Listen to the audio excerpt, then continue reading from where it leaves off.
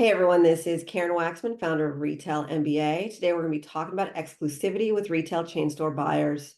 So if you're trying to sell to chain stores and the buyers are asking for exclusivity, we're going to explain what that means, how that works, and what to do and not to. With that said, let's get started on today's training. People always ask me, Karen, what do I do if I am trying to go after and sell to chain stores and then I come across this chain store that asks for exclusivity? So they want me to not sell it anywhere else except for with them. So they want exclusivity. How do I handle that? Should I agree to that? What do you think?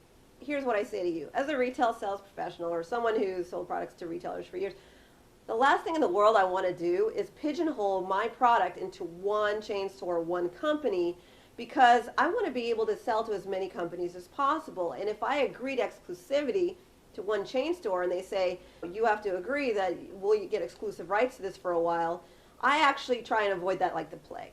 Most of the time, though, chain store buyers are not going to ask you for that. They really are not, because to think about it from their perspective, they don't want that kind of responsibility. They don't know if your product's going to sell well or whatever. So most of the time, they'll never even going to ask you. So if you're really paranoid about that, I wouldn't worry about it too much.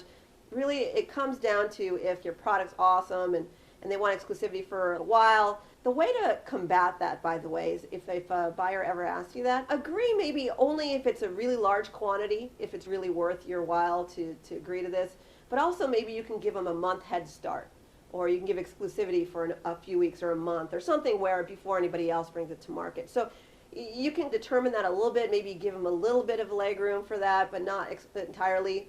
Honestly, I would never agree to exclusivity unless it's, say, Walmart and they're about to buy millions of units from me, and then that's something to consider. There's real money there. But if it's not a lot of money and you don't feel good about it, don't do it. But honestly, it really depends on you. And again, most of the time, the chain store buyers aren't going to ask you for that. They don't want to deal with the headache of being responsible for selling your products to stores unless they know it's really proven and stuff. And most of the time, they just don't do it. So anyways, I hope that provides value for you. This is Karen, retailmba.com. And please be on the lookout for the additional videos that I create. Thanks.